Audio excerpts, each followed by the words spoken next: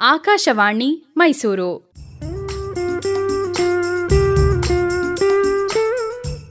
ಕೇಳುಗರಿಗೆಲ್ಲ ನಮಸ್ಕಾರ. ಇಂದಿನ ನಮ್ಮ ಆರೋಗ್ಯ ಕಾರ್ಯಕ್ರಮಕ್ಕೆ ಸ್ವಾಗತ.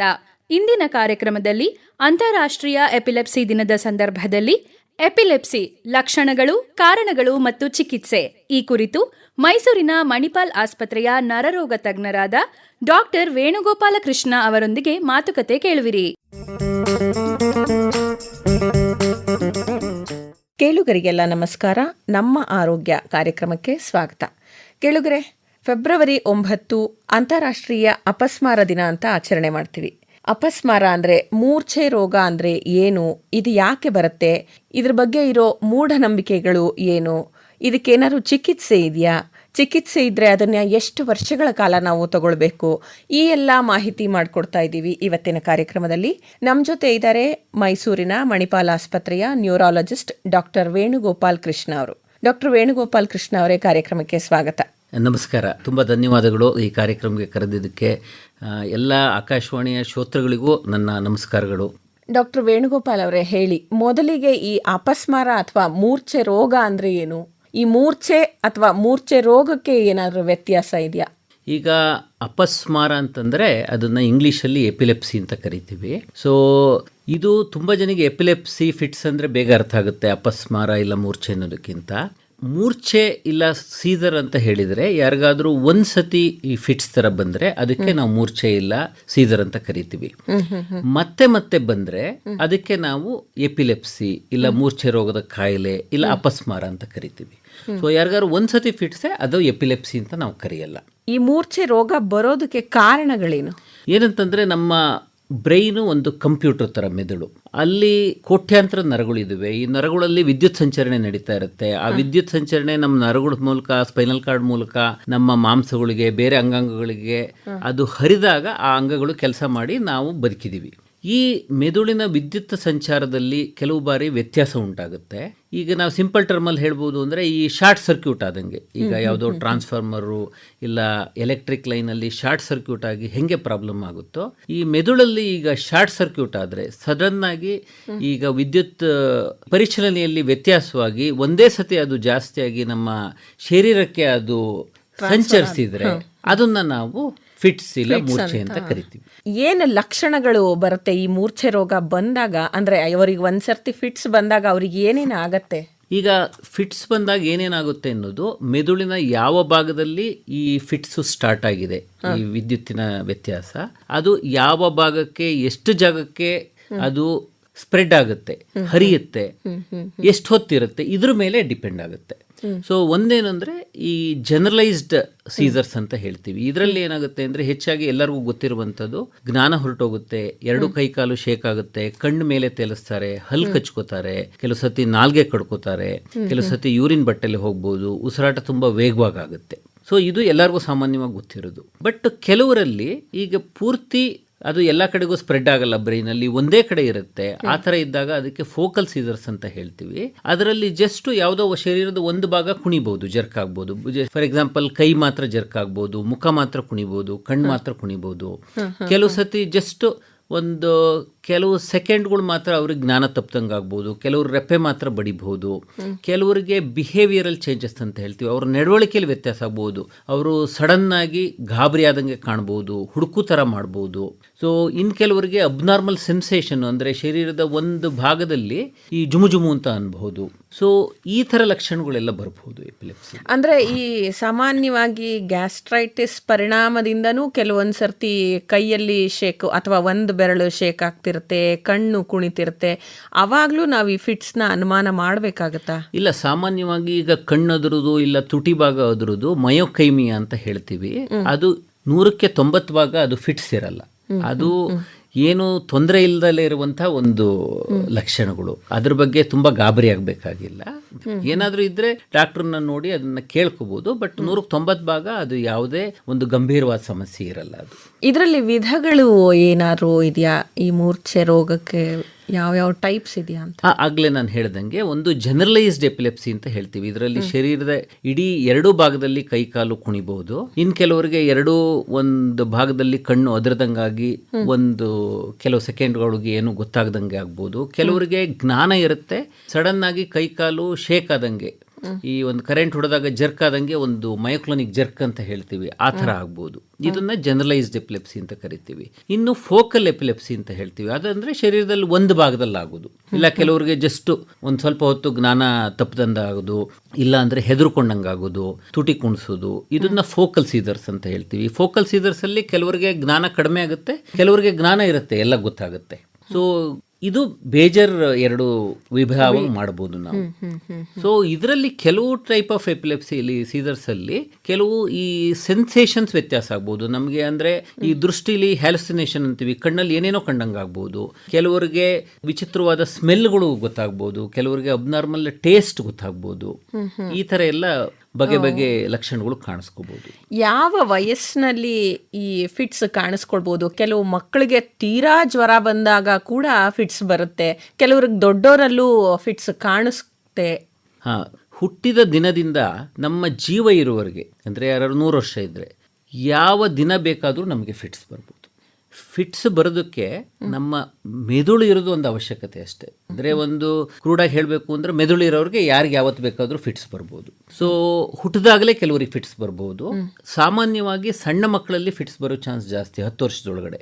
ಮತ್ತೆ 65 ವರ್ಷದ ಮೇಲೆ ಫಿಟ್ಸ್ ಬರೋ ಚಾನ್ಸ್ ಜಾಸ್ತಿ ಇರುತ್ತೆ. ಯಾಕೆಂದರೆ ಕೆಲವು ಕಾರಣಗಳು ಆ ವಯಸ್ಸಲ್ಲಿ ಜಾಸ್ತಿ ಇರುತ್ತೆ. ಈಗ ಸಣ್ಣ ಮಕ್ಕಳಲ್ಲಿ ಹುಟ್ಟಿದಾಗ ಕೆಲವು ಸತಿ ಉಸಿರು ಕಟ್ಟದಂಗಾಗುತ್ತೆ, ಮೆದುಳಿಗೆ ಆಕ್ಸಿಜನ್ ಸರಿಯಾಗಿ ಹರಿಯಲ್ಲ, ಬರ್ತ್ ಹೈಪಾಕ್ಸಿಯಾ ಅಂತ ಹೇಳ್ತೀವಿ. ಅದು ಮಕ್ಕಳಲ್ಲಿ ಬಹಳ ಸಾಮಾನ್ಯ.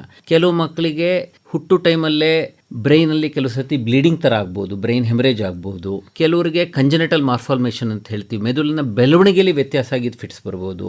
ಮತ್ತು ಹುಟ್ಟಿದಾಗ ಇಲ್ಲ ಹುಟ್ಟಿದ ಕೆಲವು ದಿವಸಗಳಲ್ಲಿ ಶರೀರದಲ್ಲಿ ಈ ಬ್ಲಡ್ ಶುಗರ್ ಸಕ್ಕರೆ ಅಂಶ ಕಡಿಮೆಯಾಗಿ ಬರಬಹುದು, ಸೋಡಿಯಂ ವ್ಯತ್ಯಾಸ ಆಗಿ ಬರಬಹುದು. ಮತ್ತು ಇನ್ಫೆಕ್ಷನ್ನು ಶರೀರದಲ್ಲಿ ಬೇರೆ ಕಡೆ ಇನ್ಫೆಕ್ಷನ್ ಆಗಿ ಅದು ಮೆದುಳಿಗೆ ಎಫೆಕ್ಟ್ ಆಗ್ಬೋದು, ಸೆಪ್ಸಿಸ್ ಅಂತ ಹೇಳ್ತೀವಿ. ಕೆಲವು ಬಾರಿ ಡೈರೆಕ್ಟ್ ಆಗಿ ಮೆದುಳಿಗೆ ಇನ್ಫೆಕ್ಷನ್ ಆಗ್ಬೋದು, ಬ್ರೈನ್ ಫೀವರ್ ಅಂತ ಹೇಳ್ತೀವಿ, ಮೆದುಳು ಜ್ವರ ಅಂತ ಹೇಳ್ತೀವಿ, ಅದರಲ್ಲೂ ಫಿಟ್ಸ್ ಬರ್ಬೋದು. ಈ 10 ವರ್ಷ ಆದಮೇಲೆ ಫಿಟ್ಸ್ ಬರೋ ಸಾಧ್ಯತೆ ಸ್ವಲ್ಪ ಕಡಿಮೆ ಆಗುತ್ತೆ, ಬಟ್ ಆದರೂ ಯಾರಿಗೆ ಬೇಕಾದರೂ ಬರ್ಬೋದು. ಮತ್ತೆ 65 ವರ್ಷ ಆದಮೇಲೆ ಈ ಸ್ಟ್ರೋಕಿಂದ ಫಿಟ್ಸ್ ಬರೋ ಚಾನ್ಸು ಜಾಸ್ತಿ ಆಗುತ್ತೆ. ಮತ್ತು ಕೆಲವರಿಗೆ ನೆನಪಿನ ಕಾಯಿಲೆಗಳು, ಬ್ರೈನ್ ಟ್ಯೂಮರ್ಗಳು, ಶರೀರದಲ್ಲಿ ಕ್ಯಾನ್ಸರ್ಗಳಾಗಿ ಅದು ಮೆದುಳಿಗೆ ಸ್ಪ್ರೆಡ್ ಆಗ್ಬೋದು, ಸೆಕೆಂಡ್ರೀಸ್ ಅಂತೀವಿ. ಸೊ ಇದರಿಂದ ಆ ವಯಸ್ಸಲ್ಲಿ ಮತ್ತೆ ಕಾರಣಗಳು ಜಾಸ್ತಿ ಆಗುತ್ತೆ. ಓವರಾಲು ಈ ಫಿಟ್ಸ್ ಅನ್ನೋದು ಸಾಮಾನ್ಯವಾದ ಕಾಯಿಲೆ. ಈಗ ಆಲ್ಮೋಸ್ಟ್ 1% ಪಾಪ್ಯುಲೇಷನ್ನಿಗೆ, ಜನಸಂಖ್ಯೆಯಲ್ಲಿ ಫಿಟ್ಸ್ ಬರ್ಬೋದು. ಅಂದರೆ ಸುಮಾರು ಪ್ರಪಂಚದಲ್ಲಿ 50 ರಿಂದ 60 ಮಿಲಿಯನ್, ಅಂದರೆ ಹೆಚ್ಚು ಕಮ್ಮಿ 5 ರಿಂದ 6 ಕೋಟಿ ಜನಿಗೆ ಎಪಿಲೆಪ್ಸಿ ಫಿಟ್ಸ್ ಕಾಯಿಲೆ ಇದೆ. ಇಂಡಿಯಾದಲ್ಲಿ ಹೆಚ್ಚು ಕಡಿಮೆ 1 ಕೋಟಿ ಜನಿಗಿದೆ. ಈಗ ಉದಾಹರಣೆಗೆ ತಗೊಂಡ್ರೆ ಮೈಸೂರು ಪಾಪ್ಯುಲೇಷನ್ ಒಂದು 15 ಲಕ್ಷ ಅಂತ ಇಟ್ಕೊಂಡ್ರೆ ಮೈಸೂರಲ್ಲಿ 15,000 ಜನಿಗೆ ಈ ಫಿಟ್ಸ್ ಎಪಿಲೆಪ್ಸಿ ಕಾಯಿಲೆ ಇದೆ. ಸೊ ಇದು ಸಾಮಾನ್ಯವಾದ ಕಾಯಿಲೆ, ಅಪರೂಪದ ಕಾಯಿಲೆ ಅಲ್ಲ. ಎಲ್ಲರಿಗೂ ಬರಬಹುದು, ಯಾರಿಗೆ ಬೇಕಾದ್ರೂ ಬರಬಹುದು, ದೊಡ್ಡವ್ರನ್ನಲ್ಲೂ ಬರಬಹುದು. ಈ ಮಕ್ಕಳಲ್ಲಿ ಶೀತ ತುಂಬಾ ಜಾಸ್ತಿ ಆಗಿದೆ ಅಥವಾ ತುಂಬಾ ಹೈ ಫೀವರ್ ಆಗಿದೆ ಅನ್ನುವಾಗ್ಲೂ ಈ ಫಿಟ್ಸ್ ಕಾಣಿಸ್ಕೊಳ್ಳುತ್ತೆ ಒಂದ್ಸರ್ತಿ. ಅಂದ್ರೆ ಪ್ರತಿ ಸರ್ತಿ ಜ್ವರ ಬಂದು ಆ ಜ್ವರ ಜಾಸ್ತಿ ಆದಾಗ್ಲೂ ಈ ಫಿಟ್ಸ್ ಕಾಣಿಸ್ಕೊಳ್ಳುತ್ತೆ. ಆದರೆ ಮಕ್ಕಳಲ್ಲಿ ವಿಶೇಷವಾಗಿ ಒಂದು ಫೆಬ್ರೈಲ್ ಎಪಿಲೆಪ್ಸಿ ಅಂತ ಹೇಳ್ತೀವಿ, ಫೆಬ್ರೈಲ್ ಸೀಸರ್ಸ್ ಅಂತ. ಸೊ ಇದನ್ನ ಕನ್ನಡದಲ್ಲಿ ಕೆಲವರು ಬಾಲಗ್ರಹ ಅಂತ ಕರೀತಾರೆ, ಸೊ ಇಲ್ಲ ಜ್ವರಕ್ಕೆ ಸಂಬಂಧಪಟ್ಟ ಮೂರ್ಛೆ ಕಾಯಿಲೆ ಅಂತ ಕರೀತಾರೆ. ಇದು 6 ತಿಂಗಳಿಂದ 5 ವರ್ಷದವರೆಗೆ ಸಾಮಾನ್ಯವಾಗಿ ಕಂಡು ಬರುತ್ತೆ. ಸೊ ಇದನ್ನ ನಾವು ಬೇರೆ ಎಪಿಲೆಪ್ಸಿ ತರ ಕನ್ಸಿಡರ್ ಮಾಡಲ್ಲ. ಇದು ಜ್ವರದ ತಾಪಕ್ಕೆ ಬ್ರೈನಲ್ಲಿ ಶಾರ್ಟ್ ಸರ್ಕ್ಯೂಟ್ ತರ ಆಗಿ ಫಿಟ್ಸ್ ಬರುತ್ತೆ. ಸೊ ಇದಕ್ಕೆ ನಾವು ಹೆಚ್ಚು ಭಾಗ ನಾವು ಇದಕ್ಕೆ ಪರೀಕ್ಷೆಗಳನ್ನು ಮಾಡಲ್ಲ, ಮತ್ತೆ ಇದಕ್ಕೆ ವಿಶೇಷವಾದ ಚಿಕಿತ್ಸೆನೂ ಕೊಡಲ್ಲ. ಕೆಲವು ಬಾರಿ ಏನು ಅಂದರೆ ಜ್ವರ ಬಂದಾಗ ಆ ಟೈಮಲ್ಲಿ ಕೆಲವು ಮೆಡಿಸಿನ್ಸ್ನ ಉಪಯೋಗಿಸ್ತೀವಿ, ಅದು 1 ದಿವಸ 2 ದಿವಸ. ಬಟ್ ಪ್ರತಿ ದಿವಸ 2 ವರ್ಷ 3 ವರ್ಷ ಕೊಡುವಂಥ ಜ್ವರ ಹೆಚ್ಚಾಗದೇ ಇದ್ದಂಗೆ ನಾವು ನೋಡ್ಕೊಂಡ್ ಬಿಟ್ರೆ ಆಗ ಬರೋ ಸಾಧ್ಯತೆ ಕಡಿಮೆ ಆಗುತ್ತೆ. ಒಂದು ಜ್ವರ ಬಂದ ಕೂಡಲೇ ಅದಕ್ಕೆ ಜ್ವರಕ್ಕೆ ಏನು ಚಿಕಿತ್ಸೆ ಮಾಡ್ಕೋಬೇಕು ಅದನ್ನ ಮಕ್ಕಳ ಡಾಕ್ಟ್ರಿಗೆ ತೋರಿಸಿ ಚಿಕಿತ್ಸೆ ತಗೋಬೇಕು. ಜೊತೆಗೆ ಕೆಲವು 1 ದಿವಸ 2 ದಿವಸ 3 ದಿವಸ ಜ್ವರ ಇರುವಾಗ ಕೆಲವು ಫಿಟ್ಸ್ ಮೆಡಿಸಿನ್ ತಗೋಬಹುದು. ಇದಕ್ಕೆ ರೆಗ್ಯುಲರ್ ಆಗಿ 2 ವರ್ಷ 3 ವರ್ಷ ತಗೊಳ್ಳುವಂಥ ಫಿಟ್ಸ್ ಮೆಡಿಸಿನ್ ಯೂಶಲಿ ಅವಶ್ಯಕತೆ ಬರಲ್ಲ.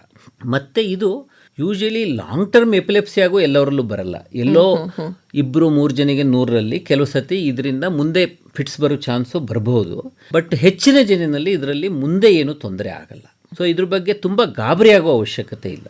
ಇವಾಗ ಮೊದಲೇ ನನಗೆ ಈ ಮೂರ್ಛೆ ರೋಗ ಇದೆ, ನಾನು ಮದುವೆ ಆಗಿದ್ದೀನಿ ಅಥವಾ ಮದುವೆ ಆಗಕ್ಕೂ ಸಮಸ್ಯೆ ಇದೆ, ಮದುವೆ ಆಗಿದ್ರೆ ಗರ್ಭಿಣಿ ಆದಮೇಲೆ ಸಮಸ್ಯೆಗಳು ಬರುತ್ತಾ, ಹೇಗೆ? ಒಂದು ತುಂಬ ಇಂಪಾರ್ಟೆಂಟ್ ಕ್ವಶನ್ ಇದು. ಈಗ ಸುಮಾರು ಜನಕ್ಕೆ ಏನು ಕಲ್ಪನೆ ಇರುತ್ತೆ, ಈಗ ನನಗೆ ಫಿಟ್ಸ್ ಕಾಯಿಲೆ ಇದೆ, ನಾನು ಮದುವೆನೇ ಆಗಬಾರ್ದು, ಮದುವೆ ಆದರೆ ಈಗ ನನಗಿದ್ರೆ ಇದರಿಂದ ನನ್ನ ಗಂಡನಿಗೆ ಇಲ್ಲ ನನ್ನ ಹೆಂಡತಿಗೆ ಇದರಿಂದ ಫಿಟ್ಸ್ ಹಬ್ಬೋದು ಅಂತ. ಖಂಡಿತ ಇದು ಒಂದು ಶಾರೀರಿಕ ಸಂಪರ್ಕದಿಂದ ಹಬ್ಬುವ ಕಾಯಿಲೆ ಅಲ್ಲ. ಸೊ ಇದಕ್ಕೋಸ್ಕರ ಮದುವೆ ಮಾಡೋದಕ್ಕೆ ಹಿಂಜರಿಕೊಳ್ಳೋದ್ರಲ್ಲಿ ಏನು ಅವಶ್ಯಕತೆ ಇಲ್ಲ. ಎರಡನೇದು, ಕೋಟ್ಯಾಂತರ ಜನ ಈ ಎಪಿಲೆಪ್ಸಿ ಕಾಯಿಲೆ ಇರೋರು ಪ್ರೆಗ್ನೆಂಟ್ ಆಗಿದ್ದಾರೆ, ನಾರ್ಮಲ್ ಮಕ್ಕಳುಗಳಾಗಿದೆ, ಚೆನ್ನಾಗಿದ್ದಾರೆ. ಸೊ ಮತ್ತು ಈಗ ನಮಗೆ ತುಂಬ ಹೊಸ ಮಾತ್ರೆಗಳು ಬಂದಿದೆ, ಅವು ಸೈಡ್ ಎಫೆಕ್ಟ್ ತುಂಬ ಕಡಿಮೆ ಇದೆ, ಮಕ್ಕಳಿಗೇನು ಅಂತ ತೊಂದರೆ ಆಗಲ್ಲ.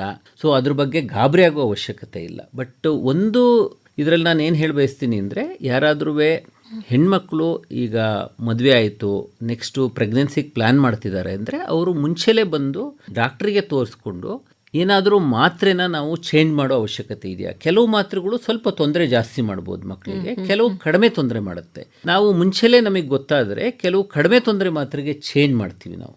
ಅಂದ್ರೆ ಆ ಪ್ರೆಗ್ನೆನ್ಸಿನಲ್ಲಿ ನಾವು ಬೇರೆ ಯಾವುದೇ ಔಷಧಿಗಳನ್ನ ತಗೊಳ್ಬಾರ್ದು ಅಂತಿರುತ್ತೆ. ಇವಾಗ ನಾವು ರೆಗ್ಯುಲರ್ ಆಗಿ ಈ ಎಪಿಲೆಪ್ಸಿಗೆ ತಗೊಳ್ತಾ ಇರೋದ್ರನ್ನ ಆ ಪ್ರೆಗ್ನೆನ್ಸಿಗೆ ಸಮಸ್ಯೆ ಮಾಡದೇ ಇರೋಂಥ ಮಾತ್ರೆಗಳು ಮತ್ತೆ ಆ ಮಗುಗೆ ಟ್ರಾನ್ಸ್ಫರ್ ಮಾಡದೇ ಇರೋಂಥ ಮಾತ್ರೆಗಳನ್ನ ನೀವು ಕೆಲವೊಂದ್ಸತಿ ಏನು ಅಂದ್ರೆ ಅವ್ರಿಗೆ ಫಿಟ್ಸ್ ಎಲ್ಲ ಕಂಟ್ರೋಲ್ ಇದ್ದು 2-3 ವರ್ಷ ಆಗಿದ್ರೆ ನಾವು ಮಾತ್ರೆಗಳನ್ನ ಕಡಿಮೆ ಮಾಡೇ ನಿಲ್ಲಿಸ್ಬಿಡ್ತೀವಿ ಪ್ರೆಗ್ನೆನ್ಸಿಗೆ ಮುಂಚೆ. ಕೆಲವು ಸತಿ ಯಾವುದು ಈ ರಿಲೇಟಿವ್ಲಿ ಸೇಫ್ ಮಾತ್ರೆ ಇದೆ, ತೊಂದರೆ ಕಡಿಮೆ ಮಾಡುವಂಥ ಮಾತ್ರೆ, ಅದಕ್ಕೆ ಚೇಂಜ್ ಮಾಡ್ತೀವಿ.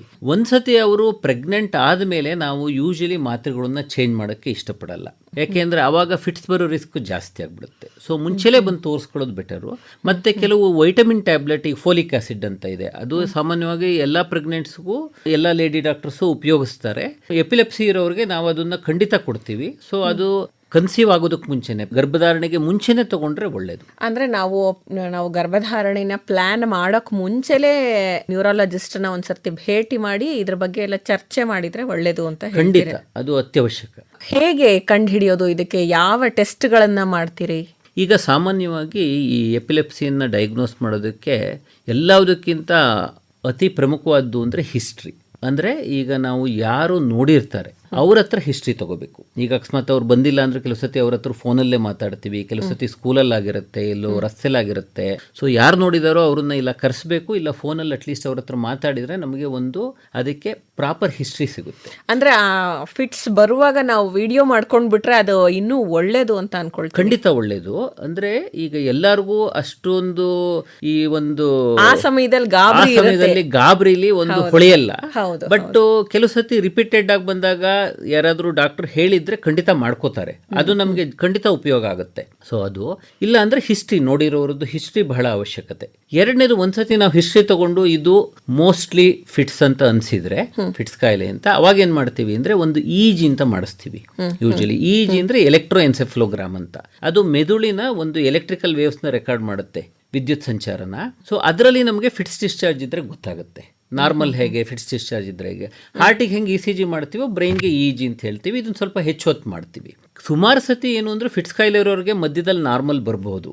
ಅದು ನಾರ್ಮಲ್ ಇದ್ದರೆ ಫಿಟ್ಸ್ ಕಾಯಿಲೆ ಇಲ್ಲ ಅಂತಲ್ಲ, ಅದು ಕೆಲವರು ತಪ್ಪು ತಿಳ್ಕೊತಾರೆ. ಮತ್ತು ಎರಡನೇದು, ಈಗ ಮೆದುಳಿನಲ್ಲಿ ಇನ್ನೇನಾದರೂ ತೊಂದರೆ ಇದೆಯಾ, ಸ್ಟ್ರಕ್ಚರಲ್ ಪ್ರಾಬ್ಲಮ್ ಅಂತೀವಿ, ತಲೆಯಲ್ಲಿ ಏನಾದರೂ ಟ್ಯೂಮರ್ ಇದೆಯಾ, ಗಂಟಿದೆಯಾ, ಏನಾದರೂ ಸ್ಟ್ರೋಕ್ಸ್ ಥರ ಆಗಿದೆಯಾ, ಇಲ್ಲ ಕೆಲವು ಸತಿ ಇನ್ಫೆಕ್ಷನ್. ಭಾರತದಲ್ಲಿ ಎಸ್ಪೆಷಲಿ ಈಗ ಟ್ಯೂಬರ್ಕ್ಲೋಮಾ ಅಂತ ಹೇಳ್ತೀವಿ, TB ಇಂದ ಗಂಟು ಥರ ಆಗ್ಬಹುದು. ಇಲ್ಲ ಅಂತಂದ್ರೆ ನ್ಯೂರೋಸಿಸ್ ಸರ್ಕೋಸಿಸ್ ಅಂತ, ಫಿಶ್ ಟೇಪ್ ವರ್ಮ್ ಅಂತ ಹೇಳ್ತೀವಿ, ಲಾಡಿ ಹುಳು ಅಂತ. ಅದಕ್ಕೆ ಈ ಮೆದುಳು ಕಂಡ್ರೆ ಸ್ವಲ್ಪ ಅಟ್ರಾಕ್ಷನ್ ಜಾಸ್ತಿ, ಅದು ಮೆದುಳಿಗೆ ಹೋಗಿ ಇನ್ಫೆಕ್ಷನ್ ಮಾಡಿ ಕೆಲವು ಸತಿ ಸಣ್ಣ ಗಡ್ಡೆ ಥರ ಮಾಡುತ್ತೆ. ಸೊ ಅದರಿಂದಲೂ ಫಿಟ್ಸ್ ಕಾಯಿಲೆ ಬರಬಹುದು. ಅವನ್ನೆಲ್ಲ ನಾವು ಕಂಡುಹಿಡಿಯೋದಕ್ಕೆ ಈ CT ಸ್ಕ್ಯಾನ್ ಇಲ್ಲ MRI ಸ್ಕ್ಯಾನ್ ಅಂತ ಮಾಡಿಸ್ತೀವಿ.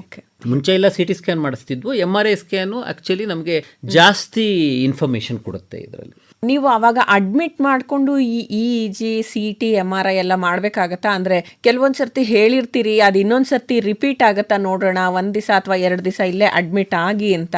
ಆ ಸಮಯದಲ್ಲಿ ನೀವು ಈ EEG ಎಲ್ಲ ಮಾಡಿದ್ರೆ ಇನ್ನೂ ನಿಮಗೆ ಇಲ್ಲ, ಎಲ್ಲರಿಗೂ ಅಡ್ಮಿಷನ್ ಅವಶ್ಯಕತೆ ಬರಲ್ಲ.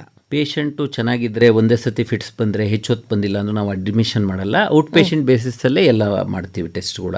ಏನಾದರೂ ತುಂಬ ಹೆಚ್ಚು ಹೊತ್ತು ಬಂದರೆ ಸ್ಟ್ಯಾಟಸ್ ಎಪಿಲೆಪ್ಟಿಕಸ್ ಅಂತ ಬರ್ತೀವಿ, ಪೇಷಂಟಿಗೆ ಜ್ಞಾನ ಇಲ್ಲ, ಆ ಥರ ಇದ್ದರೆ ಅಡ್ಮಿಷನ್ ಮಾಡ್ತೀವಿ. ಇಲ್ಲ ಮೆದುಳಲ್ಲಿ ಏನಾದ್ರು ತೊಂದರೆ ಇತ್ತು, ಅವರಿಗೆ ಸ್ಟ್ರೋಕ್ ಥರ ಆಗಿತ್ತು, ಇಲ್ಲ ಏನಾದ್ರು ಬ್ರೈನ್ ಟ್ಯೂಮರ್ ಇದೆ, ಇಲ್ಲ ಅಂದ್ರೆ ಮೆದುಳು ಜ್ವರದ ಥರ ಇದ್ದರೆ ಆ ಥರ ಇದ್ದರೆ ಅವಶ್ಯಕತೆ ಬರುತ್ತೆ. ಮತ್ತು ಕೆಲವೊಂದು ಬಾರಿ ತುಂಬ ಲೋ ಶುಗರ್ ಇದ್ದರೆ, ಸಕ್ಕರೆ ಅಂಶ ಕಡಿಮೆ ಆದರೆ, ಇಲ್ಲ ಕ್ಯಾಲ್ಸಿಯಂ ಅಂಶ ಕಡಿಮೆ ಆದರೆ, ಸೋಡಿಯಂ ಅಂಶ ಕಡಿಮೆ ಆದರೆ ಅದರಿಂದಲೂ ಫಿಟ್ಸ್ ಬರ್ಬೋದು. ಆ ಥರ ಇದ್ದಾಗ ಅವರಿಗೆ ಫಿಟ್ಸ್ ಮೆಡಿಸಿನ್ ಬೇಕಾಗಲ್ಲ. ಜಸ್ಟ್ ನಾವು ಈಗ ಸೋಡಿಯಮ್ಮು, ಶುಗರು, ಇಲ್ಲ ಕ್ಯಾಲ್ಸಿಯಮ್ಮು ಅದನ್ನು ನಾವು ಸರಿ ಮಾಡ್ತೀವಿ, ಅಷ್ಟೇ ಸಾಕಾಗುತ್ತೆ. ಅವಾಗಲೇ ನೀವು ಹೇಳಿದ್ರಿ ನಾವು ಹಿಸ್ಟ್ರಿ ತಗೊಳ್ತೀವಿ, ಅವ್ರ ಜೊತೆ ಯಾರು ಇರ್ತಾರೋ ಅವ್ರ ಹತ್ರ ಅಂತ. ಈ ಫಿಟ್ಸ್ ಬಂದಾಗ ಅವರ ಸಂಬಂಧಿಕರು ಏನು ಮಾಡಬೇಕಾಗತ್ತೆ? ಇದು ತುಂಬ ಇಂಪಾರ್ಟೆಂಟ್ ಕ್ವಶನ್ನು. ಯಾಕೆಂದರೆ ಇದರಲ್ಲಿ ತುಂಬ ತಪ್ಪು ಕಲ್ಪನೆಗಳಿದ್ದಾವೆ. ಒಂದು, ಫಿಟ್ಸ್ ಬಂದಾಗ ಏನು ಮಾಡದಲೇ ಇರೋದು ತುಂಬ ಇಂಪಾರ್ಟೆಂಟ್. ಈಗ ಎಲ್ಲ ಕಬ್ಬಣ ಕೊಡ್ತಾರೆ, ಬೀಗದ ಕೈ ಕೊಡ್ತಾರೆ, ಖಂಡಿತ ಅದರಿಂದ ಏನು ಉಪಯೋಗ ಆಗಲ್ಲ, ಅದೆಲ್ಲ ಮೂಢನಂಬಿಕೆ.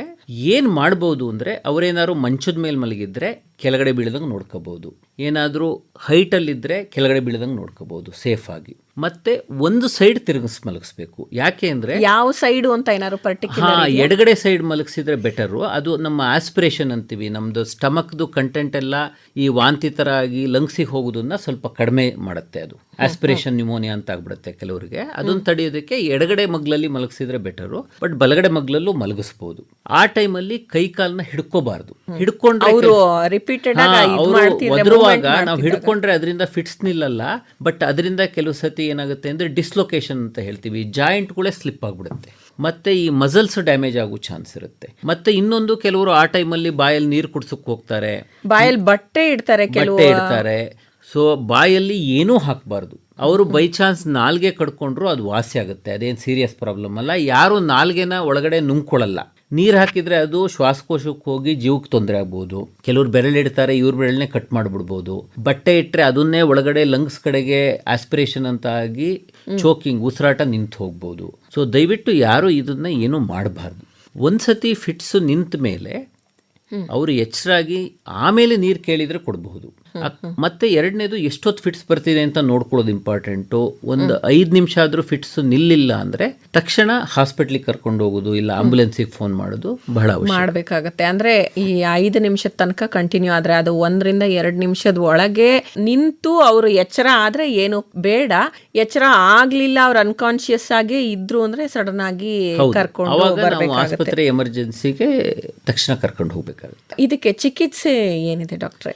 ಇದಕ್ಕೆ ಚಿಕಿತ್ಸೆ ಇದೆ. ಮುಂಚೆ ಎಲ್ಲ ಆಕ್ಚುಲಿ ಎಪಿಲೆಪ್ಸಿ ಕಾಯಿಲೆಗೆ ಚಿಕಿತ್ಸೆ ಇಲ್ಲ ಅನ್ಕೋತಾ ಇದ್ರು, ಈಗಲೂ ಕೆಲವರು ಅನ್ಕೋತಾರೆ. ಬಟ್ ಇದಕ್ಕೆ ಪರಿಣಾಮಕಾರಿಯಾದ ಚಿಕಿತ್ಸೆ ಇದೆ. ಈಗ ಹಲವಾರು ಬಗೆಯ ಔಷಧಿಗಳು ಬಂದಿದೆ. ಅದರದ್ದು ಮುಂಚೆಯಷ್ಟು ಎಕ್ಸ್ಪೆನ್ಸಿವ್ ಇಲ್ಲ, ಸೈಡ್ ಎಫೆಕ್ಟ್ಸು ಕಡಿಮೆ ಇದೆ.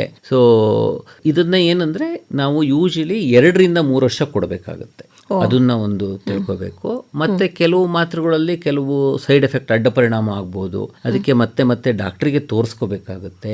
ಕೆಲವರಿಗೆ ಒಂದು ಮಾತ್ರೆಯಲ್ಲಿ ಕಂಟ್ರೋಲ್ ಬರಲ್ಲ. ಆ ಥರ ಇದ್ದಾಗ ನಾವು ಇನ್ನೊಂದು ಮಾತ್ರೆ ಉಪಯೋಗಿಸ್ತೀವಿ. ಕೆಲವು ಸತಿ 3-4 ಥರ ಮಾತ್ರೆ ಉಪಯೋಗಿಸ್ತೀವಿ. ಅದರಲ್ಲೂ ಅಕಸ್ಮಾತ್ ಕಂಟ್ರೋಲ್ ಬರಲಿಲ್ಲ ಅಂತಂದ್ರೆ ಕೆಲವು ಸತಿ ಎಪಿಲೆಪ್ಸಿ ಸರ್ಜರಿ ಅಂತ ಇದೆ. ಅಂದ್ರೆ ಬ್ರೈನ್ದು ಯಾವುದಾದ್ರೂ ಒಂದು ಭಾಗದಿಂದ ಫಿಟ್ಸ್ ಬರ್ತಿದೆ ಅಂತ ನಾವು ಅದನ್ನ ಕಂಡುಹಿಡಿಯಕ್ಕೆ ಸಾಧ್ಯ ಆದರೆ ವಿಡಿಯೋ ಟೆಲಿಮೆಟ್ರಿ ಅಂತೆಲ್ಲ ಮಾಡ್ತೀವಿ ಅದರಲ್ಲಿ.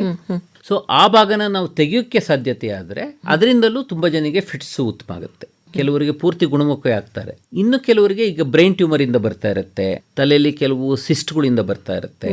ಅವ್ರಿಗೆ ಈ ಮತ್ತೆ ಮತ್ತೆ ಬಂದಾಗ ಅವ್ರಿಗೆ ಆ ತೊಂದರೆಯನ್ನೇ ನಾವು ಚಿಕಿತ್ಸೆ ಮಾಡಿ ಪರಿಹಾರ ಕೊಟ್ಟರೆ ಅದರಿಂದಲೂ ಫಿಟ್ಸ್ ಕಾಯಿಲೆ ಸಂಪೂರ್ಣವಾಗಿ ಗುಣಮುಖ ಆಗಬಹುದು. ಎಷ್ಟು ತಿಂಗಳಿಗೊಮ್ಮೆ ನಿಮ್ಮ ಹತ್ರ ಫಾಲೋ ಅಪಿಗೆ ಬರಬೇಕಾಗತ್ತೆ ಈ ಎಪಿಲೆಪ್ಸಿ ಇದ್ದವರು? ಇವಾಗ ನೀವು ವರ್ಷಾನ್ಗಟ್ಲೆ ಈ ಮಾತ್ರೆಗಳನ್ನ ತಗೊಳ್ಬೇಕಾಗತ್ತೆ ಅಂತ ಹೇಳಿದ್ರಿ. ಕೆಲವರು ಮೊದಲನೇ ಸರ್ತಿ ಬರ್ಕೊಟ್ಟಿದ್ ಮಾತ್ರನೇ ಅದನ್ನೇ ಕಂಟಿನ್ಯೂ ಮಾಡ್ತಿರ್ತಾರೆ, ಆದರೆ ಅವ್ರಿಗೇನು ಗುಣ ಕಾಣ್ತಿರಲ್ಲ, ಮತ್ತೆ ಮತ್ತೆ ಬರ್ತಿರುತ್ತೆ. ಎಷ್ಟು ತಿಂಗಳಿಗೊಮ್ಮೆ ಬರಬೇಕಾಗತ್ತೆ? ನಾವು ಶುರುವಲ್ಲಿ ಏನು ಮಾಡ್ತೀವಿ ಅಂದರೆ 1 ತಿಂಗಳು ಬಿಟ್ಟು ಬನ್ನಿ ಅಂತ ಹೇಳ್ತೀವಿ. ಯಾಕೆಂದರೆ ಆ ಮಾತ್ರೆ ವರ್ಕ್ ಆಗ್ತಾ ಇದೆಯೋ ಇಲ್ವೋ, ಮತ್ತೆ ಮಾತ್ರೆದೇನಾದರೂ ಸೈಡ್ ಎಫೆಕ್ಟ್, ಅಡ್ಡ ಪರಿಣಾಮ ಇದೆಯಾ ಅಂತ ನೋಡೋದಕ್ಕೆ. ಅದೇನು ಇಲ್ಲ ಅಂತಂದ್ರೆ ಆಮೇಲೆ 3 ರಿಂದ 6 ತಿಂಗಳಿಗೆ ಒಂದ್ಸತಿ ಕರಿತೀವಿ. ಕೆಲವು ಸತಿ ಅಕಸ್ಮಾತ್ ಕಂಟ್ರೋಲಿಗೆ ಬರ್ತಾ ಇಲ್ಲ, ಮತ್ತೆ ಮತ್ತೆ ಫಿಟ್ಸ್ ಬರ್ತಿದೆ ಅಂದರೆ ಬೇಗ ಬರೋಕ್ಕೆ ಹೇಳ್ತೀವಿ. ಆವಾಗ ಏನಾಗುತ್ತೆ ಅಂದರೆ ನಾವು ಬೇರೆ ಮಾತ್ರೆ ಬದಲಾವಣೆ ಮಾಡಬೇಕಾಗುತ್ತೆ, ಇಲ್ಲ ಮಾತ್ರೆ ಹೆಚ್ಚು ಮಾಡಬೇಕಾಗುತ್ತೆ. ಆ ಥರ ಇದ್ದರೆ ಎಲ್ಲರಿಗೂ ಇಲ್ಲ, ಕಂಟ್ರೋಲ್ ಇದ್ದವ್ರಿಗೆ ಒಂದು 3-6 ತಿಂಗಳಿಗೆ ಬಂದರೆ ಸಾಕು. ಅವರಿಗೆ ಅವಾಗ ಏನು ಅವರ ಕಂಡೀಷನ್ ನೋಡಿಕೊಂಡು ಕಂಡೀಷನ್ ನೋಡ್ಕೋತೀವಿ. ಮಾತ್ರೆ ಏನಾದ್ರು ಅಡ್ಡ ಪರಿಣಾಮ ಇದ್ದರೆ ಕೆಲವು ಸತಿ ಬದಲಾವಣೆ ಮಾಡ್ತೀವಿ. ಕೆಲವು ಸತಿ ಅಪರೂಪಕ್ಕೆ ಕೆಲವು ಮಾತ್ರೆಗಳಲ್ಲಿ ಈ ಹಿಮೋಗ್ಲೋಬಿನ್ನು ಇಲ್ಲ ಬ್ಲಡ್ ಕೌಂಟ್ಸ್ ಮೇಲೆ ವ್ಯತ್ಯಾಸ ಆಗ್ಬೋದು, ಕೆಲವುದರಲ್ಲಿ ಲಿವರ್ ಫಂಕ್ಷನ್ ವ್ಯತ್ಯಾಸ ಆಗ್ಬೋದು. ಆ ಥರ ಏನಾದ್ರು ಇದ್ದರೆ ಬ್ಲಡ್ ಟೆಸ್ಟ್ ಮಾಡಿಸಿ ಅದನ್ನು ಅವಶ್ಯಕತೆ ಇದ್ದರೆ ನಾವು ಡೋಸೇಜ್ನ ಹೆಚ್ಚು ಕಡಿಮೆ ಮಾಡ್ತೀವಿ. ಈ ಎಪಿಲೆಪ್ಸಿ ನಿಯಂತ್ರಣಕ್ಕೆ ಬರ್ತಾ ಇಲ್ಲ, ಅವ್ರಿಗೆ ಕಂಟಿನ್ಯೂಸ್ ಆಗಿ ಬರ್ತಾ ಇದೆ ಅಂತ ಅಂದಾಗ ಇದು ಬೇರೆ ಯಾವುದಾದ್ರೂ ಸಮಸ್ಯೆಗೆ ಲೀಡ್ಸ್ ಕೊಡುತ್ತಾ? ಹಾಂ, ಖಂಡಿತ ಕೊಡ್ಬೋದು. ಒಂದೇನಾಗುತ್ತೆ ಅಂದರೆ ಮತ್ತೆ ಮತ್ತೆ ಈ ಫಿಟ್ಸ್ ಬಂದಾಗ ಕಂಟ್ರೋಲಿಗೆ ಬರಲಿಲ್ಲ ಅಂದರೆ ಆ ಫಿಟ್ಸ್ ಫೋಕಸ್ ಅನ್ನೋದು ಬಹಳ ಸ್ಟ್ರಾಂಗ್ ಆಗಿಬಿಡುತ್ತೆ. ಆಮೇಲೆ ಫಿಟ್ಸ್ ಕಂಟ್ರೋಲ್ ಮಾಡೋದು ಬಹಳ ಕಷ್ಟ ಆಗುತ್ತೆ. ಅದಕ್ಕೆ ಶುರುಲ್ಲೇ ಇದನ್ನ ಕಂಟ್ರೋಲ್ ಮಾಡೋದು ಬಹಳ ಅವಶ್ಯಕ. ಎರಡನೇದು, ಮತ್ತೆ ಮತ್ತೆ ಬಂದಾಗ ಕೆಲವು ಸತಿ ನೆನಪು ತೊಂದರೆ ಆಗ್ಬೋದು, ಕೆಲವರಿಗೆ ಬಿಹೇವಿಯರ್ ನಡವಳಿಕೆಯಲ್ಲಿ ವ್ಯತ್ಯಾಸ ಆಗ್ಬೋದು. ಸೊ ಕೆಲವರು ತುಂಬ ಅಗ್ರೆಷನ್ನು, ತುಂಬ ಸಿಟ್ಟು ಮಾಡೋದು, ಹಠ ಮಾಡೋದು, ಕೆಲವರು ಡಲ್ ಆಗೋದು, ಕೆಲವರು ಮನಸ್ಸಿಗೆ ಬೇಜಾರಾಗೋದು, ಇವೆಲ್ಲ ಪರಿಣಾಮಗಳಾಗಬಹುದು. ಸೊ ಮತ್ತೆ ಕೆಲವರು ಪ್ರತಿ ಬಾರಿ ಫಿಟ್ಸ್ ಬಂದಾಗಲೂ ಬಿದ್ದು ಏಟ್ ಮಾಡ್ಕೋಬೋದು ಕೆಲವರು. ಸೊ ಕೆಲವರು ನಾವು ಬೇಡ ಅಂದರೂ ಡ್ರೈವಿಂಗ್ ಮಾಡ್ತಿರ್ತಾರೆ, ಅದು ಡ್ರೈವಿಂಗಲ್ಲಿ ಆಕ್ಸಿಡೆಂಟ್ಗಳಾಗ್ಬೋದು. ಕೆಲವು ಸತಿ ಸ್ವಿಮ್ಮಿಂಗ್ ಮಾಡುವಾಗ ಬಂದರೆ ಅದು ಲೈಫಿಗೆ ರಿಸ್ಕ್ ಮಾಡ್ಬೋದು. ಏನೇನು ಮಾಡಬಾರ್ದು ಅಂತ ಅಂದರೆ ಇದೆಲ್ಲ ಮಾಡಬಾರ್ದು. ನಿಮಗೆ ಇನ್ನು ಕಂಟ್ರೋಲ್ಗೆ ಬಂದಿಲ್ಲ ಅಂತ ಅಂದ್ರೆ ನೀವು ಡ್ರೈವಿಂಗ್ ಮಾಡೋದಾಗ್ಲಿ, ಖಂಡಿತ ಮೇಲ್ ಹತ್ತಿ ಕೆಲಸ ಮಾಡೋರು, ಈ ಪೇಂಟರ್ಸು ಮತ್ತೆ ಈ ಬಾರ್ಬೆಂಡರ್ಸು, ಈ ಫ್ಯಾಬ್ರಿಕೇಟರ್ಸ್, ಇವರೆಲ್ಲ ಆ ಕೆಲಸಗಳನ್ನೆಲ್ಲ ಮಾಡಬಾರ್ದು. ಖಂಡಿತ ನಾವು ಎಪಿಲೆಪ್ಸಿ ಇರೋರು ಒಂದು ಎತ್ತರದಲ್ಲಿ ನಿಂತ್ಕೊಂಡು ಕೆಲಸ ಮಾಡೋದನ್ನ ನಾವು ಅಡ್ವೈಸ್ ಮಾಡಲ್ಲ, ಎಸ್ಪೆಷಲಿ ಕಂಟ್ರೋಲ್ ಇಲ್ಲದೆ ಹೋದಾಗ. ಡ್ರೈವಿಂಗು ಈಗ ಭಾರತದಲ್ಲಿ ಇರೋ ಕಾನೂನು ಭಾಳ ಹಳೆಯದು, 1939 ಮಾಡಿರೋ ಕಾನೂನು. ಮೋಟಾರ್ ವೆಹಿಕಲ್ ಆಕ್ಟ್ ಪ್ರಕಾರ ಇಂಡಿಯಾದಲ್ಲಿ ಎಪಿಲೆಪ್ಸಿ ಯಾರಿಗಾರು ಇದೆ ಅಂದರೆ ಅವರು ಡ್ರೈವಿಂಗ್ ಮಾಡುವಂಗಿಲ್ಲ ಕಾನೂನು ಪ್ರಕಾರ. ಬಟ್ ಅದನ್ನ ಬದಲಾವಣೆ ಮಾಡಬೇಕು ಅಂತ ಆ್ಯಕ್ಚುಲಿ ನಮ್ಮ ಇಂಡಿಯನ್ ಎಪಿಲೆಪ್ಸಿ ಅಸೋಸಿಯೇಷನ್ನು ಒಂದು ಮೆಮೊರಾಂಡಮ್ ಕೊಟ್ಟಿದೆ ಗೌರ್ಮೆಂಟ್ಗೆ. ಬಟ್ ಇನ್ನು ಚೇಂಜ್ ಆಗಿಲ್ಲ, ಸದ್ಯದಲ್ಲೇ ಅದು ಬರ್ಬೋದು, ಚೇಂಜ್ ಆಗ್ಬೋದು. ಹೊರಗಡೆ ಎಲ್ಲ ಈಗ ಅಮೆರಿಕ, ಇಂಗ್ಲೆಂಡ್ ಅಲ್ಲೆಲ್ಲ ಯೂಶಲಿ 1-2 ವರ್ಷ ಆ್ಯಕ್ಚುಲಿ ರಿಸ್ಟ್ರಿಕ್ಷನ್ ಮಾಡ್ತಾರೆ. ಅಂದ್ರೆ ನಿಮಗೆ 2 ವರ್ಷಗಳಲ್ಲಿ ಯಾವಾಗಲೂ ಬರಲಿ. 2 ವರ್ಷ ನೀವು ಬಂದಿಲ್ಲ ಅಂದರೆ ಫಿಟ್ಸು, ಆಮೇಲೆ ನೀವು ಓಡಿಸ್ಬೋದು. ಮತ್ತೆ ಇನ್ನೊಂದು ಆ್ಯಕ್ಚುಲಿ ಲೈಸೆನ್ಸ್ ರಿನ್ಯೂವಲ್ ಮಾಡ್ಕೊಂಡು ಓಡಿಸ್ಬೇಕು. ಸೊ ಅದು ಸ್ವಿಮ್ಮಿಂಗು ಇನ್ ಜನರಲ್ ಅವಾಯ್ಡ್ ಮಾಡೋದು ಬೆಟರು, ಯಾಕೆಂದರೆ ಆ ಟೈಮಲ್ಲಿ ಏನಾದ್ರು ಬಂದರೆ ಲೈಫಿಗೆ ರಿಸ್ಕ್ ಜಾಸ್ತಿ. ಈ ಫಿಟ್ಸ್ ಬರುತ್ತೆ, ಮನೆಯಲ್ಲೇ ಬರಬಹುದು ಅಥವಾ ನಾವು ಹೊರಗಿದ್ದಾಗ ಬರಬಹುದು. ಈ ಮಕ್ಕಳಾದರೆ ಶಾಲೆಗೆ ಹೋಗಿದ್ದಾಗ ಅಥವಾ ದೊಡ್ಡವರಾದರೆ ಅವ್ರು ಹೊರಗಡೆ ಎಲ್ಲೋ ಇದ್ದಾಗ ಬರಬಹುದು. ಆವಾಗ ಈ ಕುಟುಂಬ ಅಥವಾ ಸಮಾಜದ ಪಾತ್ರ ಎಷ್ಟು ಮುಖ್ಯ ಆಗತ್ತೆ? ಬಹಳ ಮುಖ್ಯ. ಒಂದು, ನಮಗೆ ಈ ಫಿಟ್ಸ್ ಬಗ್ಗೆ, ಎಪಿಲೆಪ್ಸಿ ಬಗ್ಗೆ ಒಂದು ತಿಳುವಳಿಕೆ ಇರಬೇಕು, ಅವೇರ್ನೆಸ್ಸು. ಆವಾಗ ನಮಗೆ ಆ ಟೈಮಲ್ಲಿ ಏನು ಮಾಡ್ಬೋದು ಅಂತ ಒಂದು ಗೊತ್ತಿರುತ್ತೆ. ಎರಡನೇದು, ಈಗ ಮಕ್ಕಳಲ್ಲಿ ಫಿಟ್ಸ್ ಕಾಯಿಲೆ ಇದ್ದರೆ ಶಾಲೆಯಲ್ಲಿ ಟೀಚರ್ಗೆ ಮತ್ತು ಕೆಲವು ಸತಿ ಕ್ಲೋಸ್ ಫ್ರೆಂಡ್ಸಿಗೆ ಹೇಳ್ಬೋದು. ಹೇಳಿದರೆ ಅವ್ರಿಗೆ ಗೊತ್ತಿರುತ್ತೆ, ಗಾಬರಿ ಕಡಿಮೆ ಆಗುತ್ತೆ. ಆ ಟೈಮಲ್ಲಿ ನಮಗೆ ಏನಾದರೂ ಫೋನ್ ಮಾಡಿ ನಮಗೆ ತಿಳಿಸಿ ಅಂತ ಹೇಳ್ಬೋದು ಅವ್ರಿಗೆ. ಸೊ ಮತ್ತೆ ಯಾರಿಗಾದ್ರೂ ಈ ಎಪಿಲೆಪ್ಸಿ ಕಾಯಿಲೆ ಇದ್ದರೆ ಅದು ಕೆಲವರು ಸಾಂಕ್ರಾಮಿಕ ಕಾಯಿಲೆ ಅನ್ಕೋತಾರೆ, ಇದು ಒಂದು ತುಂಬಾ ಕೆಟ್ಟ ಕಾಯಿಲೆ, ದುಷ್ಟಶಕ್ತಿಯಿಂದ ಬಂದಿದೆ ಅನ್ಕೋತಾರೆ. ಖಂಡಿತ ಇದು ಆ ಥರ ಅಲ್ಲ. ಸೊ ಅವರನ್ನು ಬೇರೆ ಒಬ್ಬ ನಾರ್ಮಲ್ ಪರ್ಸನ್ ಥರನೇ ನಾವು ನೋಡಬೇಕು. ಮತ್ತೆ ತುಂಬಾ ಫೇಮಸ್ ಪರ್ಸನಾಲಿಟಿಗಳಿಗೆಲ್ಲ ಎಪಿಲೆಪ್ಸಿ ಇದೆ. ಕೆಲವರು ಅದನ್ನು ಹೇಳ್ಕೊಂಡಿದ್ದಾರೆ. ಈಗ ಜಾಂಟಿ ರೋಡ್ಸ್ ಕ್ರಿಕೆಟ್ ಆಡ್ತಾರೆ, ಅವರಿಗೆ ಎಪಿಲೆಪ್ಸಿ ಇದೆ. ಸೊ ಅವರು ಓಪನ್ ಆಗಿ ಹೇಳ್ಕೊಂಡಿದ್ದಾರೆ. ಸೊ ಅವ್ರಿಗೆ ಎಪಿಲೆಪ್ಸಿ ಇದ್ದವರು ಕಂಟ್ರೋಲಲ್ಲಿ ಇದ್ದರೆ ಅವರು ನಾರ್ಮಲ್ ಪರ್ಸನ್ ಥರ ಲೈಫ್ ಲೀಡ್ ಮಾಡ್ಬೋದು, ಎಲ್ಲ ಅಚೀವ್ಮೆಂಟ್ಸು ಮಾಡ್ಬೋದು. ಈ ಮೂಢನಂಬಿಕೆಗಳ ಬಗ್ಗೆ ಹೇಳ್ತಾ ಇದ್ರೆ ಡಾಕ್ಟರ್ ನೀವು, ಯಾವುದೋ ದುಷ್ಟಶಕ್ತಿ ಇದು ಅನ್ಗೆ ಅಂತ, ಜೊತೆಗೆ ನಿಂಗೆ ಹಿಂದಿನ ಜನ್ಮದ ಶಾಪ ಅಂತನೂ ಕೂಡ ಹೇಳ್ತಾರೆ. ಈ ಮೂಢನಂಬಿಕೆಗಳ ಬಗ್ಗೆ ಮತ್ತಷ್ಟು ಅವೇರ್ನೆಸ್ ಮೂಡಿಸ್ಬೇಕು ಅನ್ಕೊಳ್ತೀನಿ. ಖಂಡಿತ ಇದು ತುಂಬಾ ಬಹಳ ಮುಖ್ಯವಾದ ಪ್ರಶ್ನೆ. ತುಂಬ ಮೂಢನಂಬಿಕೆಗಳಿದೆ ಎಪಿಲೆಪ್ಸಿ ಬಗ್ಗೆ. ಒಂದು, ಇದು ದುಷ್ಟಶಕ್ತಿ ಇದು ಅಂತ. ಖಂಡಿತ ದುಷ್ಟಶಕ್ತಿ ಇದಲ್ಲ, ಇದು ಒಂದು ಮೆದುಳಿನ ಡಿಸಾರ್ಡರ್ ಅಂತ ಹೇಳ್ಬೋದು. ಮತ್ತೆ ಇದು ಸಾಂಕ್ರಾಮಿಕ ರೋಗ ಅಲ್ಲ, ಒಬ್ಬರಿಂದ ಇನ್ನೊಬ್ಬರಿಗೆ ಹಬ್ಬಲ್ಲ. ಮದುವೆ ಆದರೆ ಇದು ಗಂಡನಿಂದ ಹೆಂಡತಿಗೆ, ಹೆಂಡತಿಯಿಂದ ಗಂಡೆಗೆ ಹಬ್ಬಲ್ಲ. ಮತ್ತೆ ಇದು ನಮಗಿದ್ರೆ ನಮ್ಮ ಮಕ್ಕಳಿಗೆ ಬಂದೇ ಬಿಡುತ್ತೆ ಅಂತ ಅನ್ಕೋತಾರೆ. ಇಲ್ಲ ಮಕ್ಕಳಿಗೆ ಬಂದರೆ ಹಿಂದೆ ಯಾರಿಗಾರು ಇವ್ರು ಇರಬೇಕು ಅಂತ ಆ ಥರನೂ ಇಲ್ಲ. 100ರಲ್ಲಿ ಒಂದು 3-4% ತಂದೆ ತಾಯಿಗಳಿಗಿದ್ರೆ ಮಕ್ಕಳಿಗೆ ಬರಬಹುದು, 95% ಬರೋ ಚಾನ್ಸು ಇರಲ್ಲ. ಎರಡನೇದು, ಈ ಎಪಿಲೆಪ್ಸಿಗೆ ಟ್ರೀಟ್ಮೆಂಟೇ ಇಲ್ಲ ಅನ್ಕೋತಾರೆ, ಬಟ್ ಇದಕ್ಕೆ ಎಫೆಕ್ಟಿವ್ ಟ್ರೀಟ್ಮೆಂಟ್ ಇದೆ. ಮೂರನೇದು, ಆ ಟೈಮಲ್ಲಿ ಕಬ್ಬಣ ಕೊಡೋದು. ಕಬ್ಬಣ ಕೊಟ್ಟರೆ ಖಂಡಿತ ಉಪಯೋಗ ಇಲ್ಲ. ಮತ್ತೆ ಕೆಲವರು ಈ ಸಣ್ಣ ಮಕ್ಕಳಿಗೆಲ್ಲ ಈ ಚಿಟಿಕೆ ಹಾಕೋದು ಅಂತ ಸುಡ್ತಾರೆ ಹಣೆ ಮೇಲೆಲ್ಲವ, ಅದು ಖಂಡಿತ ತಪ್ಪು. ಅದರಿಂದ ಬಂದಾಗ ಈ ಬಳೆ ತಗೊಂಡು ಅದೇ ರೀತಿ ಈಗ ಮಕ್ಕಳಲ್ಲಿ ಈ ಫಿಟ್ಸ್ ಕಾಯಿಲೆ ಬಂದಾಗ, ಈ ಅದೇ ಹೇಳಿದ್ನಲ್ಲ ಬಾಲಗ್ರಹ ಫೆಬ್ರೈಸಿಸ್ ಬಂದಾಗ ಈ ಹಣೆ ಮೇಲೆ ಎಲ್ಲ ಸುಡ್ತಾರೆ, ಅದರಿಂದ ಖಂಡಿತ ಉಪಯೋಗ ಇಲ್ಲ, ಅದನ್ನು ಬಿಡಬೇಕು. ಕೆಲವರು ಇದು ದೇವ್ರ ಕಾಯಿಲೆ, ಇದು ದುಷ್ಟಶಕ್ತಿಯ ಕಾಯಿಲೆ ಅಂತ ದೇವಸ್ಥಾನಕ್ಕೆ ಕರ್ಕೊಂಡು ಹೋಗೋದು, ಇದಕ್ಕೇನೋ ಮಂತ್ರ ಎಲ್ಲ ಮಾಡಿಸೋದು, ಖಂಡಿತ ಅದರಿಂದ ಏನು ಉಪಯೋಗ ಇಲ್ಲ. ಇದಿದ್ರೆ ಡಾಕ್ಟರ್ ಹತ್ರ ಬನ್ನಿ, ಅದಕ್ಕೆ ಸರಿಯಾದ ಚಿಕಿತ್ಸೆ ಪರೀಕ್ಷೆ ಮಾಡಿಸ್ಕೊಂಡು ಸರಿಯಾದ ಚಿಕಿತ್ಸೆ ತಗೊಳ್ಳಿ. ಟ್ರಿಗರಿಂಗ್ ಫ್ಯಾಕ್ಟರ್ಸ್ ಏನಾದರೂ ಇರತ್ತಾ? ಇಂಥ ಸಮಯದಲ್ಲಿ ಇವರಿಗೆ ಫಿಟ್ಸ್ ಬಂದ್ಬಿಡುತ್ತೆ ಅನ್ನೋ ತರ ದೈಹಿಕವಾಗಿ ಅಥವಾ ಮಾನಸಿಕವಾಗಿ ಏನಾದರೂ ಟ್ರಿಗರಿಂಗ್ ಫ್ಯಾಕ್ಟರ್ಸ್? ಹೌದು, ಈ ಎಪಿಲೆಪ್ಸಿ ಅವರು ಕೆಲವನ್ನ ಬಹಳ ಆಕ್ಚುಲಿ ಕಂಡೀಷನ್ಸ್ನ ಅವಾಯ್ಡ್ ಮಾಡಬೇಕು. ಒಂದು, ನಿದ್ದೆಗೆಡಬಾರ್ದು. ಎರಡನೇದು, ಹೊಟ್ಟೆ ಹಸ್ಕೊಂಡಿರಬಾರ್ದು. ಮೂರನೇದು, ಸ್ಟ್ರೆಸ್ನ ಅವಾಯ್ಡ್ ಮಾಡಬೇಕು, ಟೆನ್ಷನ್ ತಗೋಬಾರ್ದು. ನಾಲ್ಕನೇದು, ಮಾತ್ರೆ ತಗೋತಿದ್ರೆ ಯಾವತ್ತೂ ಸಡನ್ ಆಗಿ ಮಾತ್ರೆ ನಿಲ್ಲಿಸಬಾರ್ದು. ಈ 4 ಬಹಳ ಇಂಪಾರ್ಟೆಂಟು ಈಗ ಫಿಟ್ಸ್ ಟ್ರಿಗರ್ ಆಗೋದಕ್ಕೆ. ಸೊ ಕೆಲವರು ಒಂದು ಮಾತ್ರೆ ಮಿಸ್ ಮಾಡಿದ್ರು ಫಿಟ್ಸ್ ಬಂದ್ಬಿಡ್ಬೋದು. ಸೊ ಅದರಿಂದ ಖಂಡಿತ ಡಾಕ್ಟರ್ ಸಲಹೆ ಇಲ್ಲದೆ ಮಾತ್ರೆನೇ ಯಾವತ್ತೂ ಸಡನ್ ಆಗಿ ನಿಲ್ಲಿಸಬೇಡಿ. ಮತ್ತೆ ಮಾತ್ರೆ ಖಾಲಿ ಆಗೋವರೆಗೂ ಕಾಯಬೇಡಿ. 2 ದಿವಸ 4 ದಿವಸ ಮುಂಚೆಲೆ ಮತ್ತೆ ಡಾಕ್ಟ್ರಿಗೆ ತೋರಿಸಿ ಅದನ್ನ ಒಂದು ಪ್ರಿಸ್ಕ್ರಿಪ್ಷನ್ ತಗೊಂಡು ಮತ್ತೆ ಮಾತ್ರೆ ತಗೊಳ್ಳಿ. ಈ ಔಷಧಿಗಳನ್ನ ನಿಲ್ಲಿಸ್ಬಿಟ್ರೆ ಮತ್ತೆ ಎಪಿಸೋಡ್ ಶುರು ಆಗ್ಬಿಡತ್ತೆ. ಕೆಲವರು ಇಲ್ಲ, ನಾನು ಹೇಳಿದಂಗೆ ಈಗ ಏನು ಅಂದ್ರೆ ಮುಂಚೆ ಎಲ್ಲ ಲೈಫ್ ಲಾಂಗ್ ಟ್ರೀಟ್ಮೆಂಟ್ ಕೊಡ್ತಾ ಇದ್ರು. ಈಗ ಸದ್ಯದ ರೆಕಮೆಂಡೇಶನ್ ಯೂಶಲಿ 2 ರಿಂದ 3 ವರ್ಷ ಫಿಟ್ಸ್ಗೆ ಟ್ರೀಟ್ಮೆಂಟ್ ಕೊಡ್ತೀವಿ. ಸೊ 2 ರಿಂದ 3 ವರ್ಷ ಫಿಟ್ಸ್ ಬಂದಿಲ್ಲ ಅಂದ್ರೆ ಆಮೇಲೆ ಕೆಲವು ಬಾರಿ ಒಂದು EG ಮಾಡ್ತೀವಿ. ಸೊ ಚೆನ್ನಾಗಿ ಕಂಟ್ರೋಲ್ ಇದ್ರೆ ನಿಧಾನಕ್ಕೆ ಕಡಿಮೆ ಮಾಡಿ ನಿಲ್ಲಿಸ್ತೀವಿ. 4 ರಿಂದ 5 ತಿಂಗಳಲ್ಲಿ ಕಡಿಮೆ ಮಾಡಿ ನಿಲ್ಲಿಸ್ತೀವಿ. 100ರಲ್ಲಿ 50% ಜನಿಗೆ ಫಿಟ್ಸ್ ಟೇಪರ್ ಮಾಡಿ ನಿಲ್ಲಿಸಬೇಕು. ಇದನ್ನ ಯಾವತ್ತು ಸಡನ್ ಆಗಿ ನಿಲ್ಸಲ್ಲ ನಾವು. ಈ ಕೆಲವ್ರಿಗೆ ಹೇಳಿರ್ತೀವಿ 2 ವರ್ಷ ತಗೋಬೇಕು ಆಮೇಲೆ ಕಡಿಮೆ ಮಾಡಿ ನಿಲ್ಲಿಸ್ತೀವಿ ಬನ್ನಿ ಅಂತ. ಕೆಲವರು 2 ವರ್ಷ ಆದ್ಮೇಲೆ ಸಡನ್ ಆಗಿ ನಿಲ್ಲಿಸ್ಬಿಡ್ತಾರೆ, ನೀವೇ ಹೇಳಿದ್ರಲ್ಲ ಡಾಕ್ಟ್ರೆ ನಿಲ್ಲಿಸಿ ಅಂತ. ಆ ಥರ ಖಂಡಿತ ಮಾಡಬಾರ್ದು. ನಮ್ಮ ಹತ್ರ ಬಂದರೆ ನಾನು ಕಡಿಮೆ ಮಾಡಿ ಹೆಂಗೆ ಕಡಿಮೆ ಮಾಡೋದು ಅಂತ ನಾವು ಅಡ್ವೈಸ್ ಮಾಡ್ತೀವಿ. ಮತ್ತೆ ಎರಡನೇದು, 100ರಲ್ಲಿ ಒಂದು 50% ಜನಿಗೆ ಮತ್ತೆ ಫಿಟ್ಸ್ ಬರಲ್ಲ ನಿಲ್ಸಿದ ಮೇಲೂ. ಒಂದು 50% ಜನಿಗೆ ಮತ್ತೆ ಬರೋ ಚಾನ್ಸ್ ಇರುತ್ತೆ. ಸೊ ಯಾರಿಗೆ ಬರುತ್ತೆ ಯಾರಿಗೆ ಬರಲ್ಲ ಅನ್ನೋ ಟೈಮ್ ಹೇಳುತ್ತೆ ನಿಲ್ಸಿದ ಮೇಲೆ. ಮತ್ತೆ ಬಂದರೆ ಯೂಶಲಿ ಫಸ್ಟ್ 1 ವರ್ಷದಲ್ಲಿ ಬರೋ ಚಾನ್ಸ್ ಜಾಸ್ತಿ ಇರುತ್ತೆ. ಮೊದಲನೇ ವರ್ಷ ಬರಲಿಲ್ಲ ಅಂದರೆ ಆಮೇಲೆ ಮತ್ತೆ ಬರೋ ಚಾನ್ಸು ಕಡಿಮೆ.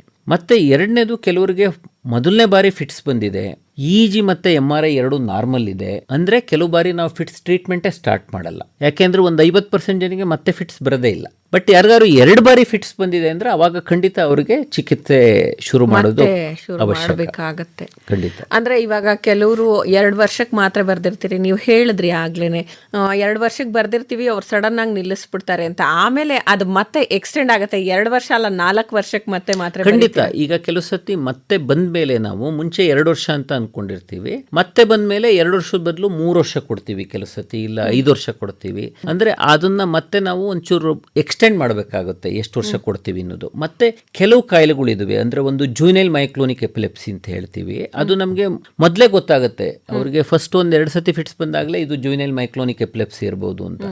ಆ ಟೈಪ್ಸ್ ಅಲ್ಲೆಲ್ಲ ನಾವು ಲೈಫ್ ಲಾಂಗ್ ಟ್ರೀಟ್ಮೆಂಟ್ ಕೊಡಬೇಕಾಗುತ್ತೆ. ಅದನ್ನ ನಾವು ಹೇಳ್ತೀವಿ ಲೈಫ್ ಲಾಂಗ್ ತಗೋಬೇಕಾಗುತ್ತೆ ಅಂತ. ಅವ್ರಿಗೆ ತಗೊಂಡಾಗ ಚೆನ್ನಾಗಿ ಕಂಟ್ರೋಲ್ ಇರುತ್ತೆ, ಬಿಟ್ಬಿಟ್ರೆ ಬಂದ್ಬಿಡುತ್ತೆ.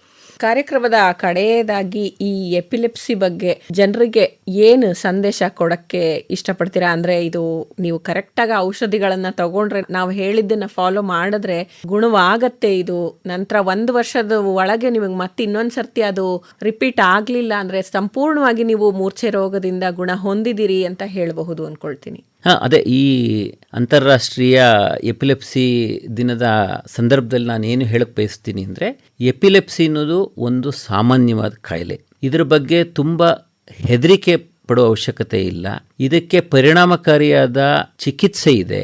ಸರಿಯಾಗಿ ಇದಕ್ಕೆ ಚಿಕಿತ್ಸೆ ತಗೊಂಡ್ರೆ ನೀವು ನಾರ್ಮಲ್ ಲೈಫ್ ಲೀಡ್ ಮಾಡ್ಬೋದು, ಬೇರೆಯವರಂತೆ ಇರಬಹುದು. ಸೊ ಇದ್ರ ಬಗ್ಗೆ ತಪ್ಪು ಕಲ್ಪನೆ ಬೇಡ. ಇದ್ರ ಬಗ್ಗೆ ಒಂದು ಸ್ವಲ್ಪ ಜಾಗರೂಕರಾಗಿ ಸ್ವಲ್ಪ ಅವೇರ್ನೆಸ್ಸನ್ನು ಇಂಪ್ರೂವ್ ಮಾಡಿಕೊಂಡು ಡಾಕ್ಟರ್ ಹತ್ರ ಸರಿಯಾದ ಸೂಕ್ತ ಸಮಯದಲ್ಲಿ ಸಲಹೆ ತಗೊಂಡು ನಾರ್ಮಲ್ ಪರ್ಸನ್ ಅಂತೆ ಇರಬಹುದು. ಹಾಗೆ ನಾವು ಸಮಾಜಕ್ಕೂ ಸಂದೇಶನ ಹೇಳಬೇಕಾಗತ್ತೆ. ನಾವೆಲ್ಲರೂ ಹೊರಗಡೆ ಇದ್ದಾಗ ಈ ಥರ ಆದರೆ ಅವರಿಗೆ ಗಾಳಿ ಆಡೋಕ್ಕೆ ಜಾಗ ಕೊಡಿ, ಅವ್ರ ಕೈಗೆ ಏನು ಕೊಡಬೇಡಿ, ಏನು ಕುಡಿಸ್ಬೇಡಿ, ಆ ಸಮಯದಲ್ಲಿ ಬಟ್ಟೆಗಿಟ್ಟೆ ಬಾಯಿಗೆ ಇಡಬೇಡಿ ಅನ್ನೋದನ್ನು ಕೂಡ ಹೇಳಬೇಕಾಗತ್ತೆ. ಖಂಡಿತ ಅದು ಅವಶ್ಯಕ. ಆ ಟೈಮಲ್ಲಿ ಏನು ಅಂತಂದರೆ ಅವರಿಗೆ ಗಾಳಿ ಆಡಕ್ಕೆ ಬಿಡಬೇಕು. ಓವರ್ ಕ್ರೌಡಿಂಗ್ ಅಂದರೆ ಅವ್ರ ಮೈ ಮೇಲೆ ಬಿದ್ದು ಅವರಿಗೆ ಉಸಿರಾಡೋಕ್ಕೆ ಅವಕಾಶ ಇಲ್ದಂಗೆ ಮಾಡಬಾರ್ದು. ಬಟ್ ಅವ್ರಿಗೆ ಸರಿಯಾದ ಸಮಯದಲ್ಲಿ ಸೂಕ್ತವಾಗಿ ಆಸ್ಪತ್ರೆಗೆ ಕರ್ಕೊಂಡು ಹೋಗಿ ಚಿಕಿತ್ಸೆ ಕೊಡಿಸ್ಬೇಕು ತಕ್ಷಣ. ಮತ್ತು ಇದನ್ನ ಒಂದು ಸೋಷಿಯಲ್ ಸ್ಟಿಗ್ಮಾ ಅಂತ ಮಾಡಬಾರ್ದು. ಈ ಮೂಢನಂಬಿಕೆಯನ್ನು ಬಿಡೋದು ಬಹಳ ಅವಶ್ಯಕವಾಗಿರುತ್ತೆ. ಧನ್ಯವಾದಗಳು ಡಾಕ್ಟರ್ ವೇಣುಗೋಪಾಲ್ ಕೃಷ್ಣ ಅವರೇ. ಇದುವರೆಗೂ ಎಪಿಲೆಪ್ಸಿ ಅಂದರೆ ಮೂರ್ಛೆ ರೋಗ ಅಂದರೆ ಏನು, ಅದಕ್ಕೆ ಕಾರಣಗಳೇನು, ಬಂದರೆ ನಾವು ಯಾವ ಥರ ಚಿಕಿತ್ಸೆ ಪಡಿಬೇಕು, ಅದು ವಾಸಿ ಆಗತ್ತಾ, ಇದರ ಬಗ್ಗೆ ಎಲ್ಲ ನಮಗೆ ಸಾಕಷ್ಟು ಮಾಹಿತಿ ಮಾಡಿಕೊಟ್ಟಿದ್ದೀರಾ. ಇದಕ್ಕಾಗಿ ಕೇಳುಗರ ಪರವಾಗಿ ಹಾಗೂ ನಿಲಯದ ಪರವಾಗಿ ಧನ್ಯವಾದಗಳು. ನಮಸ್ಕಾರ. ನಮಸ್ಕಾರ, ಧನ್ಯವಾದಗಳು.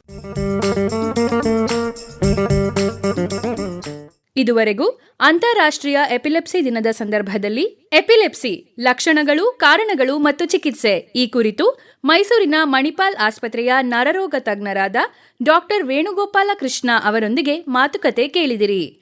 ಇವರೊಂದಿಗೆ ಭಾಗವಹಿಸಿದವರು ತೇಜಸ್ವಿನಿ ಗಿರೀಶ್.